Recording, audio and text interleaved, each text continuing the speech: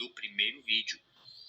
E aí, dentro de Romanos 10, você vai ter o exemplo disso, né? E o tema do vídeo, que é a letra mata, mas o espírito dá vida.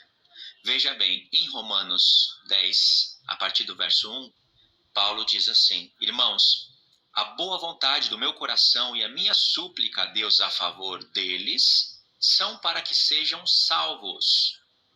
Então, Paulo tinha a intenção de que os irmãos dele, segundo a carne, que estavam endurecidos pelo próprio Deus, mas, como eu expliquei, por causa da dureza de coração deles, por causa da rebeldia deles, Deus endureceu o coração deles, não no sentido de que eles seriam bons e Deus fez eles serem maus para serem os vasos da ira. Não, isso é completamente errado. Deus endureceu o coração deles, trazendo um ciúme. É a mesma coisa que aconteceu com Faraó. Assim como os oficiais de Faraó olhavam para Moisés como um grande homem, Faraó ficava enciumado porque ele estava perdendo o jogo para Moisés. E isso que eu estou falando está escrito.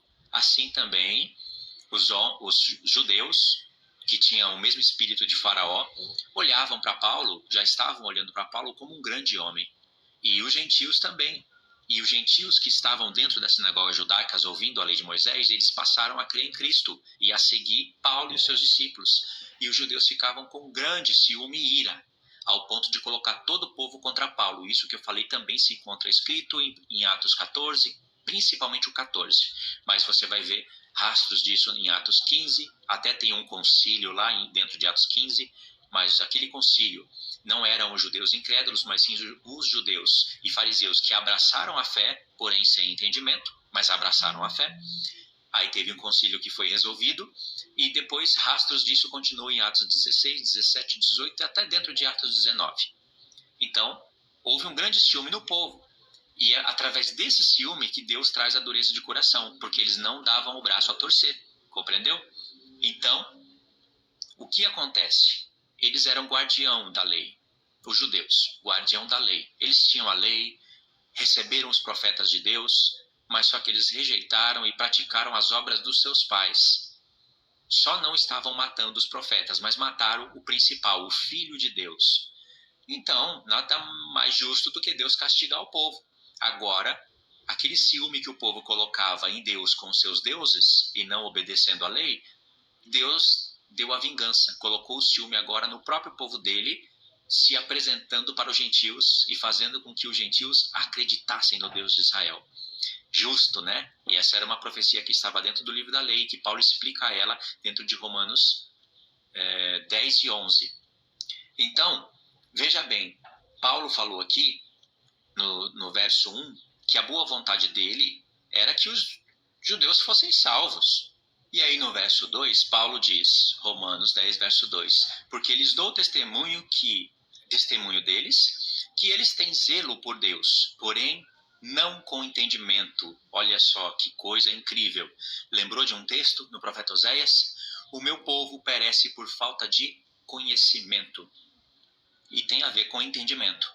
E aqui esse povo estava perecendo também. Verso 3, porquanto, desconhecendo a justiça de Deus e procurando estabelecer a sua própria, não se sujeitaram à justiça que vem de Deus, porque o fim, propósito e intenção da lei é Cristo, para a justiça de todo aquele que crê. Ora, agora ele vai explicar. Ora, Moisés escreveu que o homem que praticar a justiça decorrente da lei viverá por ela. Paulo está falando que Moisés escreveu algo que Deus falou. Foi Deus que falou para Moisés. Moisés, aquele que fizer essas coisas, ou seja, tudo que eu estou apresentando da Torá para você, viverá por elas. Então, todo aquele que se achegava ao Deus de Israel pela primeira aliança tinha vida, era justificado, porém com aspectos diferentes. O escritor de Hebreus fala que as promessas da nova aliança são promessas superiores. Tinha uma fé dentro da antiga aliança, só que era uma fé inferior. Era uma fé que tinha que condizer com as obras da lei, e as obras da lei eram ali necessárias para que o povo obtesse a justificação anual. Eles eram aceitos na festa das primícias, tinham os pecados cobertos no dia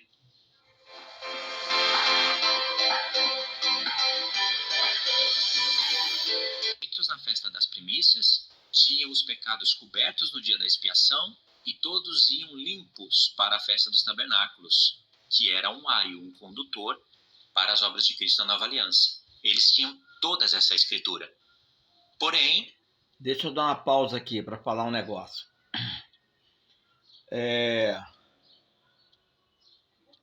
Deus deixa bem claro que tinha que passar pelas festas de primavera, festa da Páscoa, do Pão Asmo, na Primícia e Pentecostes, para ir limpo para as festas de outono judaico, festa de trombeta, Yom Kippur, tabernáculo. Entenda esse mistério? Está entendendo esse mistério? Por isso a nossa redenção é na festa de outono judaico. Entendendo? Temos que chegar aqui nessas festas limpo. Eles não observavam as palavras dos profetas. E o que acontece? As letras que eram para dar vida se tornavam algo que gerava morte. Porque eles rejeitaram a justiça de Deus. Tudo bem, Deus falou que aqueles que fizeram as obras da lei viverá por elas. Mas Deus não falou só isso, irmãos. Por isso que Paulo usa Abraão e até chama a atenção deles. Por exemplo, para a igreja de Gálatas, Paulo fala. Eu vou ler aqui os textos. Eu vou citar para resumir um pouquinho. Em Gálatas 4, verso 21, Paulo fala: insensatos Gálatas, vocês que querem estar debaixo das obras da lei, vocês não ouvem o que a lei diz? Porquanto está escrito que Abraão teve 2 mulheres. E aí ele vai explicar as alianças que estavam representadas dentro de Abraão, suas mulheres e seus filhos. O que Paulo está dizendo é assim: olha, a lei, o que está antes do Sinai, também é escritura, viu? Também é lei. Ele já chamou de escritura e de lei, no mesmo texto. E os judeus estavam olhando só do Sinai para frente. E outra, eles parece que paravam em Deuteronômio. Não queriam dar ouvido ao que falava Josué, Samuel, Juízes, principalmente os profetas, que eles sim discutiram todas as coisas que estavam dentro do livro da lei. E Paulo está explicando tudo isso. Então olha o perigo de você ficar olhando para a lei de Deus ou para os profetas de maneira parcial e não olhar o contexto todo. Eles tinham toda a letra, que era para dar vida. E aí Paulo fala, eles tropeçaram nas obras da lei, porque estava escrito, ora, Moisés escreveu que o homem que praticar a justiça decorrente da lei viverá por ela, mas, aqui é um contraponto, a justiça decorrente da fé assim diz. E aí ele vai citando escrituras para provar que a lei realmente estava servindo de aio para conduzir a Cristo. Ou seja, Romanos 10 é o mesmo texto que está em Gálatas 4. 3, né? A lei serviu de aio para nos conduzir a Cristo. Ou seja, em outras palavras, o fim da lei é Cristo. E aqui você já tem um exemplo que eles estavam usando a letra para matar. Porque se você usa a letra para impedir que as pessoas acreditem na verdade, você está gerando morte e está usando as letras de Deus. Mas se você usar as letras com o Espírito, porque essas letras foram escritas por homem de Deus inspirados pelo Espírito. Os profetas falaram inspirados pelo Escrito e falaram e escreveram letras. Então, as letras com o Espírito dá vida. As letras sem o Espírito produz morte. Esse é o contexto. Agora vamos para 2 Coríntios, capítulo 3, verso 6. E Paulo diz: o qual nos habilitou para sermos ministros de uma nova aliança, não da letra, mas do Espírito, porque a letra mata, mas o Espírito vivifica. Esse texto aqui, muitas pessoas têm ele memorizado. Mas como que muitos irmãos usam esse texto? Você vai falar para eles alguma coisa que é difícil demais para eles entenderem, e eles não conseguem entender, e eles falam assim, olha, a letra mata, mas o Espírito vivifica. Aí você fica com o olhão aberto assim, cai o queixo. O que você quis dizer com isso? Ele usou um texto e não quis falar nada. Na verdade, ele quis dizer, você está cheio de letra e está morto, e está gerando morte. Eu tenho o Espírito. Meu Deus, não é mais fácil falar que não está entendendo o que eu estou querendo dizer, ou que a pessoa está querendo dizer e pedir uma explicação mais exata? O pior ainda é quando você está desconstruindo o que ele acredita, porque você detectou que está errado, é uma doutrina humana. Vamos falar algumas delas: pré-tribulacionismo, calvinismo, adventismo e por aí vai. Aí a pessoa não tem saída e fala. Bom, agora eu quero me ater aqui. Esse camarada é o Luiz, do canal Reino Eterno. Tudo que ele falou até aqui está certo. Só que ele agora vai errar, porque ele falta, de fato, lhe falta o Espírito Santo para discernir o pré-tribulacionismo. Ele acerta no adventismo, no calvinismo, no luteranismo, no catolicismo, ele acerta em muitas coisas, mas quando chega a questão pré-tribulacionista, mesotribulacionista e pós-tribulacionista, agora lhe falta o Espírito Santo. Lhe falta aquele espírito de Daniel Berg Gunabingre. E ele se tornou pós-tribulacionista. Ele se tornou pós-tribulacionista porque não tem o Espírito Santo e o Espírito pentecostal para lhe revelar como uma pessoa pequena, humilde de Deus, a verdade. Porque Deus está ocultando dos sábios e dos entendidos, porque ele aqui é só sábio e entendido na letra. Mas no que tange ao espírito, que ele deve ser vivificado, ele não é pentecostal, não tem espírito pentecostal, não ama a vinda do Senhor, nem acelera a sua vinda, e por causa disso não lhe é revelado, tá? Não lhe é discernido pelo Espírito o pré-tribulacionismo, a geração da figueira florescida de Israel, o ciclo de 80 anos, 1948 a 2028, para se estabelecer o milênio.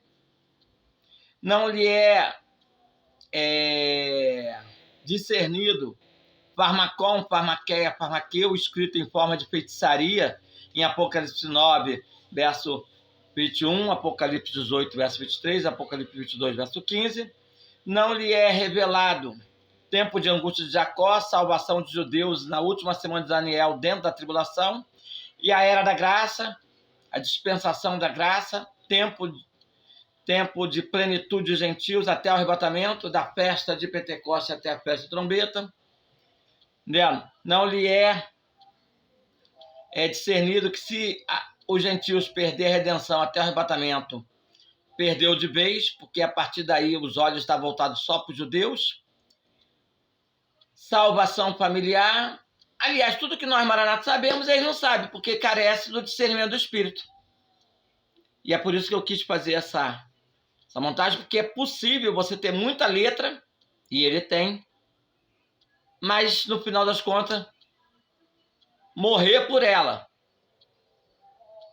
Porque não tem o principal, o Espírito Santo, para discernir o certo e o errado.